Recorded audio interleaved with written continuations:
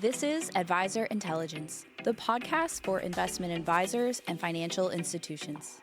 In each episode, attorneys from your investment management and securities team break down compliance, regulation, and risk into practical insights that help you stay exam ready and ahead of what's next. This podcast is brought to you by Stark & Stark.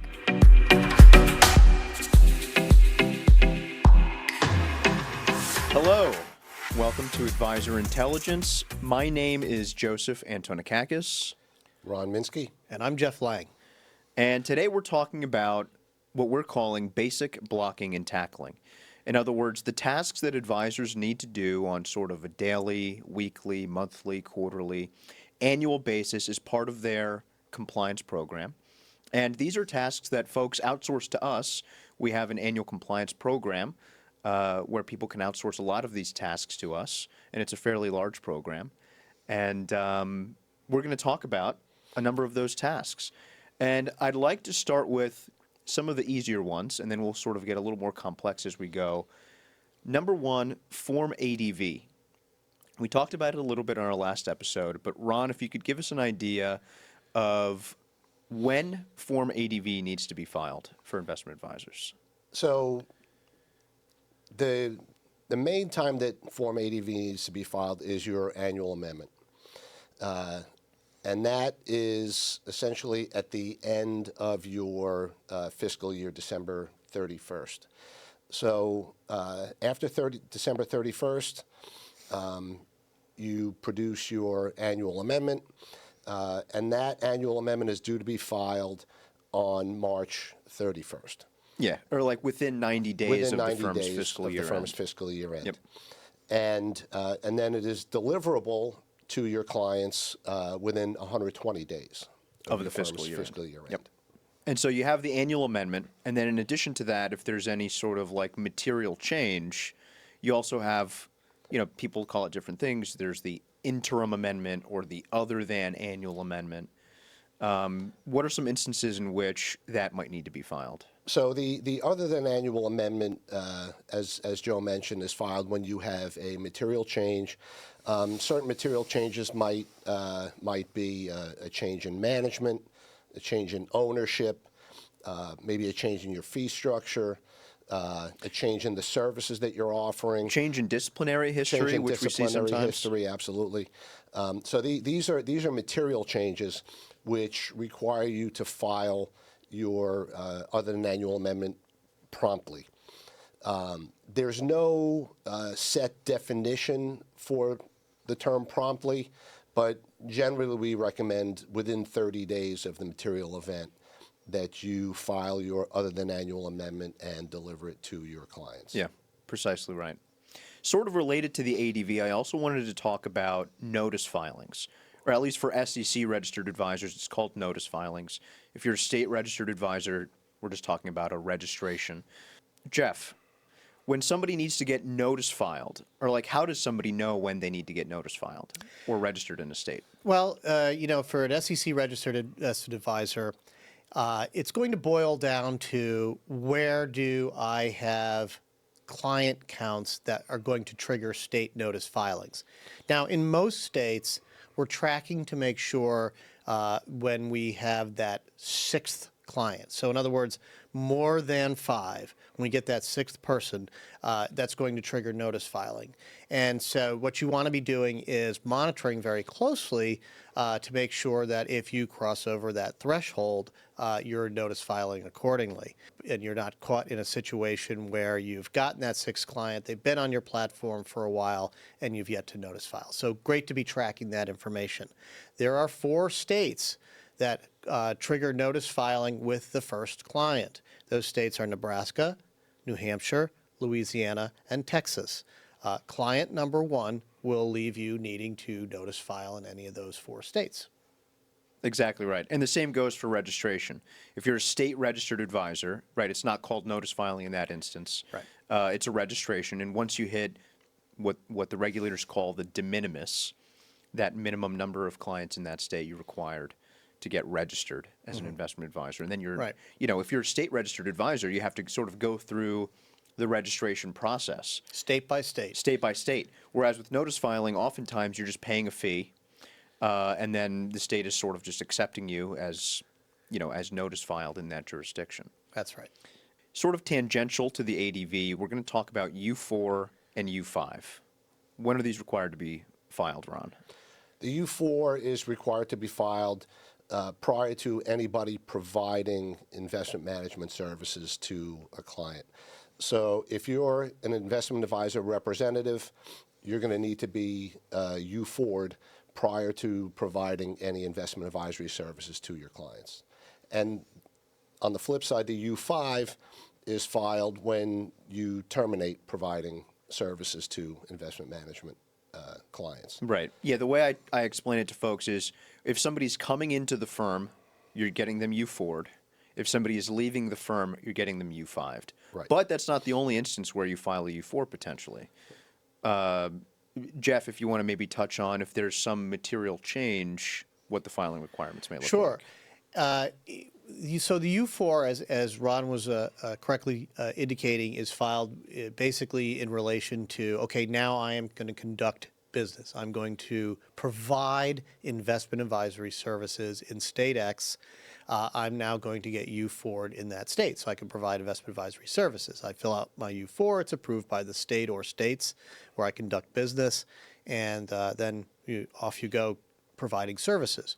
There are times when you might need to file amendments to your U4, and that can be, for example, when you have a name change, perhaps due to a marriage, or when you change your own personal address, or when you have an outside business that you need to declare. I was just going to touch on that, actually. I'm glad you brought up the outside business activities.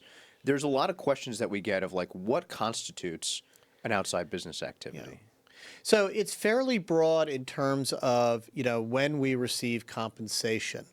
So a lot of times, one that I frequently see, Joe, is rental property. People say, well, it's not an investment advisory, or it's not related to my business.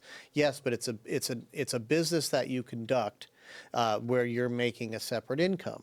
So, for example, providing rentals, having rental businesses, or somebody is an adjunct professor teaching finance courses at the local university. That's another activity I would declare. Anything like that where you're actually doing something, in that for-profit manner. You're not doing something for a 50c3 charitable organization where you're just a volunteer. Right, like that's one of the exceptions, right? That's one of the exceptions, that's right. So those are the types of things where you might need to amend a U4. And of course, there might be a circumstance where somebody receives a complaint, and depending upon the nature of that complaint, you might need to update the U4 for that as well. Yeah, I don't want to dive too deeply into that, but usually it's like if it's what they call a sales practice violation. A sales practice violation. Usually has to go on the U4 as disciplinary history, and that has sort of implications sometimes for the ADV Part 1, the Form CRS. That's right. Since I mentioned the Form CRS, now that I remember, I want to talk about it for a brief moment, because a question we get a lot from state-registered advisors is, do I have to file a Form CRS? Short answer is no. State-registered investment advisors are not required to put together a Form CRS.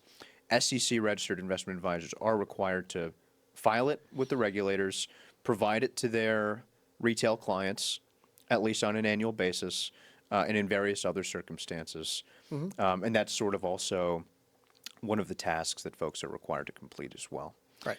We should also mention that although state advisors do not have to file the Form CRS, that their 2B must be That's right. must be filed. Yeah.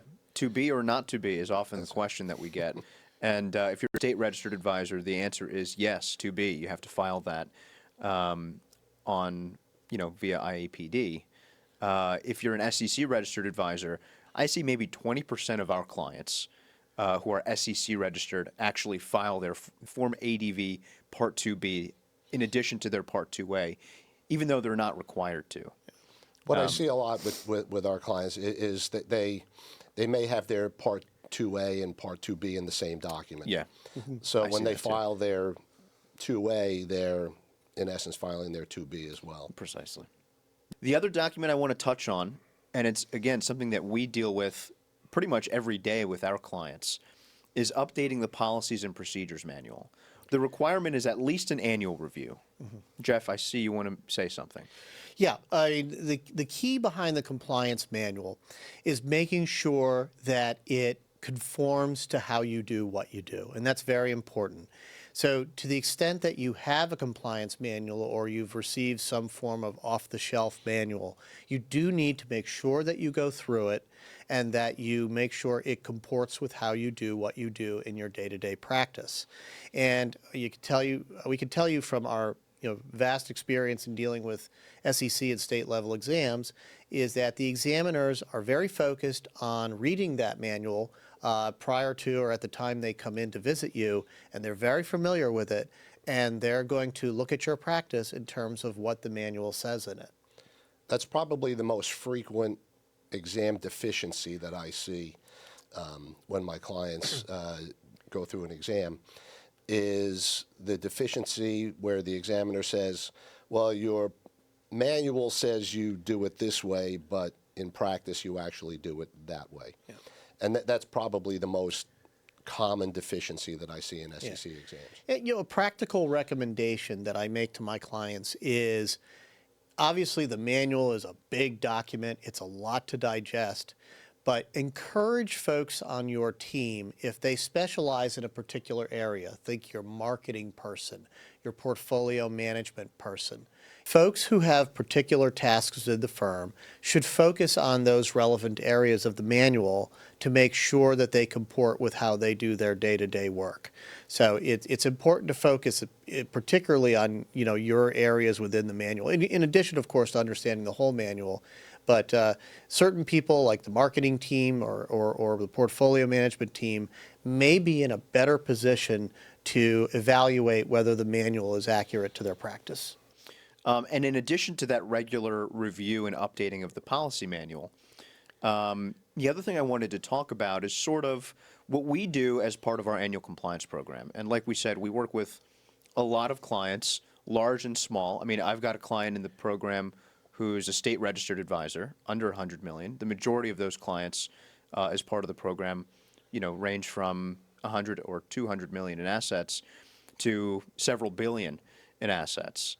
And we do a lot of these tasks for them. So maybe we can go one by one and talk about some tasks that we complete.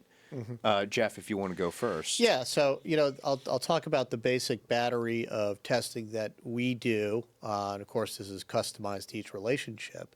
But basic blocking and tackling, think personal securities transaction reviews, think email review, fee testing, best execution review, marketing review. These are all core items to a compliance program that every firm needs to be undertaking. So that the SEC will, or the states will visit you, and they will look to see that you are hitting these core requirements. Now, can I just pause you for a brief moment? Sure. You mentioned personal securities transaction review. Can you give us an idea of when an advisor is doing it internally or when we're doing it for them? Yep. What are we looking for? So what we're looking for is we are gathering information on the trading that has been done by the access persons within the advisor's firm versus what is set forth in the firm's blotter, and looking to see if there's any situations where there might be inadvertent examples of front running or tailgating or any trading that just looks like it might stand out for some reason by trading done by the access persons versus what has been done by the firm overall. So we're comparing those trading patterns, and we're just looking for anything that might be concerning to the reviewer. Yeah. And then, you also mentioned fee testing, reviewing client fee tests. Ron, I know you do a lot of these as well. Yep. Can you give us an idea of what we're looking at, when somebody's doing fee testing on a quarterly basis or maybe a monthly basis, depending on how they do it? We're looking to see that the fee that was actually charged to the client and deducted from the client's account matches up with the actual calculation of what the fee should be. And that the fee that's being taken is being taken in accordance with the advisory agreement that you've signed with that with that particular client. Right, and we're taking a look at two documents that you alluded to. Number one is the investment advisory agreement, Right. which outlines what that specific client's fee is. And number two is their quarterly statement from, a Schwab or a Fidelity or whomever, Right. that outlines the fee that was actually charged to that client for that quarter. And we're actually looking at a third document, which is the statement that shows the amount upon which we billed. So it's really sort of matching all of that together.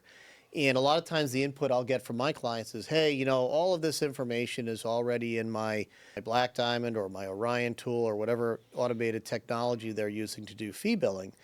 So in other words, you might have sort of a set and forget billing system, but when we actually forensically look at the underlying documentation to make sure that everything is correct, we will often uncover mistakes just because the billing arrangement was changed. Maybe it was renegotiated. Yeah, that is something I see incredibly often when I help with fee tests. Often, Yeah. very often. Yeah, so And something we'll remind our viewers is, even if a fee change is in favor of the client because you lowered the fee, it is still a potential deficiency if it's not documented.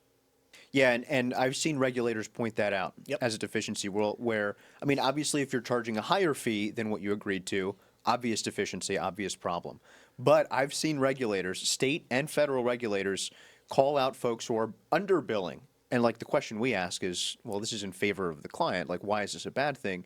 It doesn't matter. The regulators want, if you're going to be billing someone, the fee has to be identical to what is indicated in their advisory agreement. It just shows inaccuracy in your process Precisely.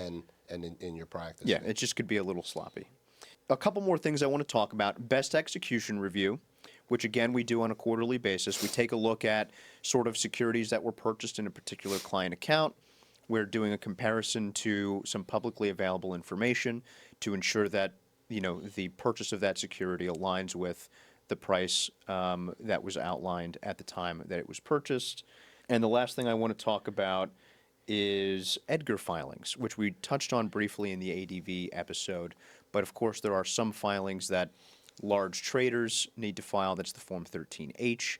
If you have a certain number of assets under management on a discretionary basis in exchange-traded equity securities or ETFs, you have to file the 13F.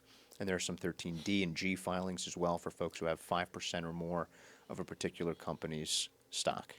The 13D filing I'd like to speak to in particular Yeah. because that's a filing that's often neglected by a lot of our clients. D and G. Yes. Yeah, for sure. Because they maybe you haven't realized that your client has crossed that threshold and is now responsible for filing a 13D. Yeah. And I've had that happen on several occasions where we had to catch up on a 13D filing because it just slipped through without them realizing that the client had crossed that threshold. Yeah.